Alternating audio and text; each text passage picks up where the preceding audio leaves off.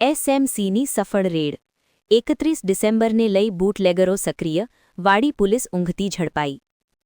વડોદરામાં નવા વર્ષની ઉજવણીના માહોલમાં 31 ડિસેમ્બરને ધ્યાનમાં રાખી બૂટલેગરો ફરી એકવાર સક્રિય બન્યા છે.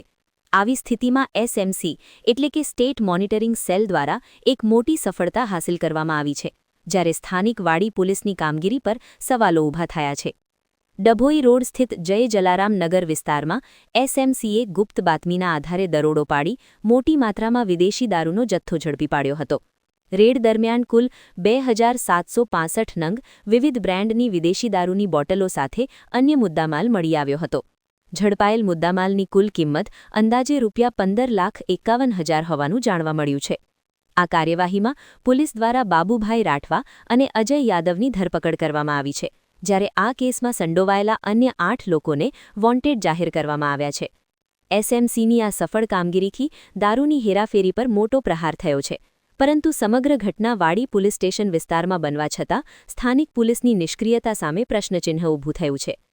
વોન્ટેડ આરોપીઓની શોધખોળ માટે અલગ-અલગ ટીમો કાર્યરત કરવામાં આવી છે. 31 ડિસેમ્બર નજીક આવતા શહેરમાં ગેરકાયદેસર દારૂ વેચાણ સામે પોલીસની સતર્કતા વધુ કડક કરવાની માંગ પણ ઉઠી રહી છે.